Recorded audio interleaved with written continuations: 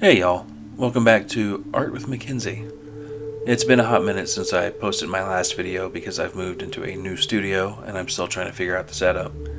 Today you'll be seeing the time lapse of Captain America.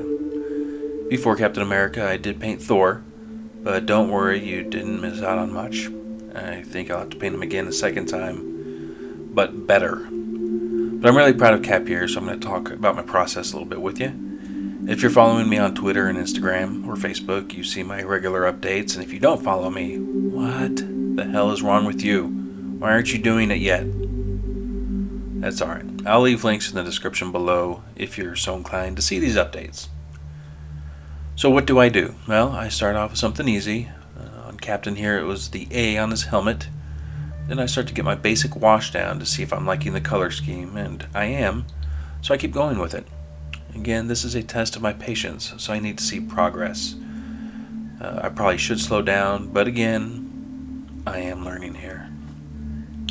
I got into the habit of thinking I could knock out something beautifully on the first go, such as his eyes, and as you'll see in a minute, that does not go too well.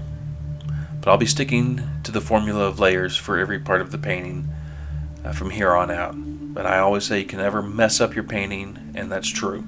This is all part of the process to get you at the end result. But I do feel like because I rushed through the measuring portion of the process, I wasted some time here.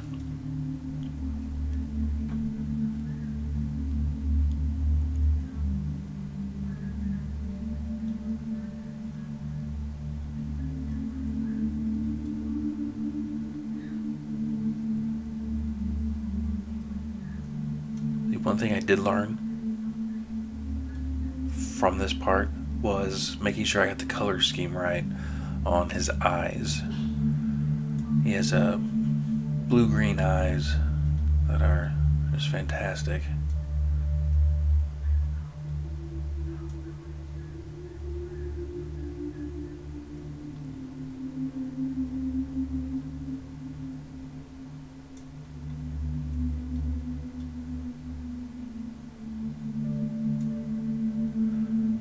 The trick is to turn him from a 2D object to a 3D object. And this is when I go back to the A. This is where I first start to try and trick your eye into seeing that 3D from the 2D medium. And as I've said before on my other videos, that detail and contrast will help you achieve this look. It works out very well here on the A, because I do a high contrast with a graphite gray and Pans gray and titanium white along the edges. Helps make it pop, and I do the same thing with the side of his helmet and the secondary light source.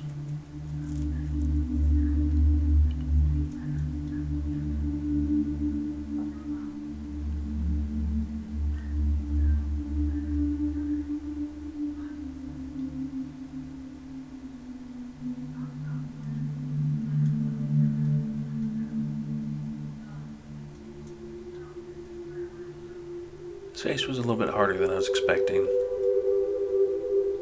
There's a lot of detail in there, but it's hard to get such detail on a large surface, but I did the best I could. I did enjoy doing his chin strap. I bragged about it on my Twitter feed that I should probably change genres into something that requires more metal. It's easy to do and you get a really good effect, and it looks great right off the bat. And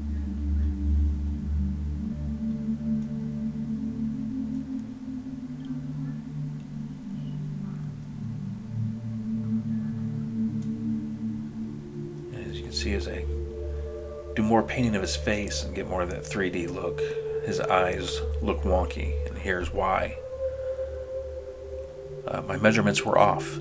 So I've come back and I've double checked the measurements and fixed it, and you can see by these sketch marks, these are where his eyes were initially supposed to be. But again, I rushed, and now I need to go back and fix it, and this is where I do, and I'm glad I did, because the effect is phenomenal.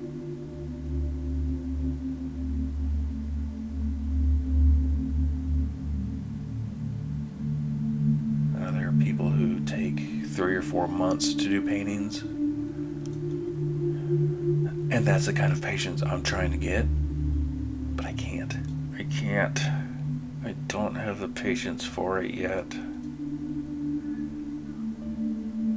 I want to see something good, and I want to see it now, but I'm going to do an eye in my next video.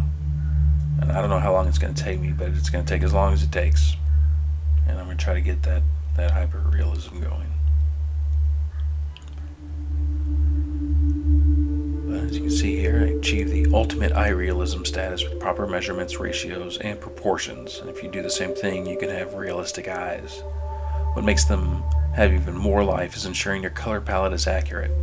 Good blending techniques are a must as well. Instead of doing large blends, I'll start doing smaller blends.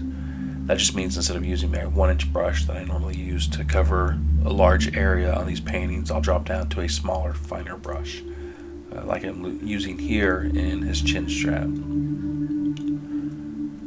But now that I have my color scheme as close as I want, it all comes down to adding as much detail as possible and increasing the color contrast. So I'm becoming more of a fan of hard shadows instead of soft ambient light, as it helps give a more earthy look.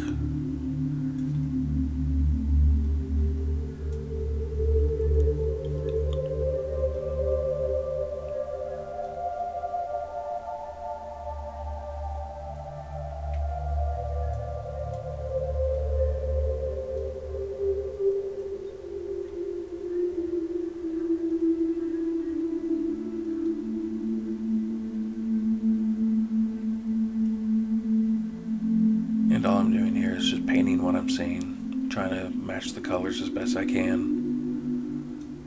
Again, I'm not that very creative, so I couldn't just think of this in my head. So I need reference photos for now, until I learn how to get it right. Now that I have my color scheme where I want, you can see here on the eyes that I'm blending a lot more carefully, so there aren't any hard lines. The only time a hard line is necessary for eyes like this are for reflections, as you can see on his left eye.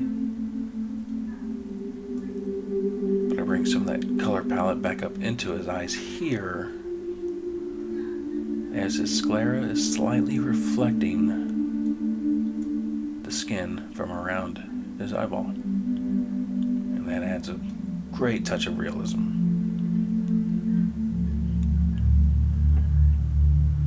But is my entire color palette 100% the same as my reference photo? No, not by a long shot.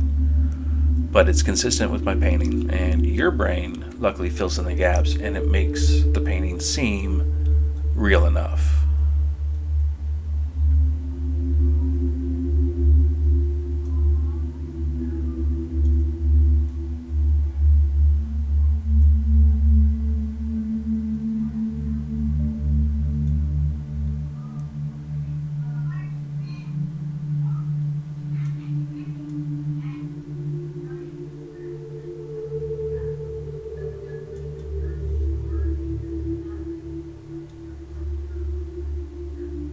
We are a finished Captain America portrait.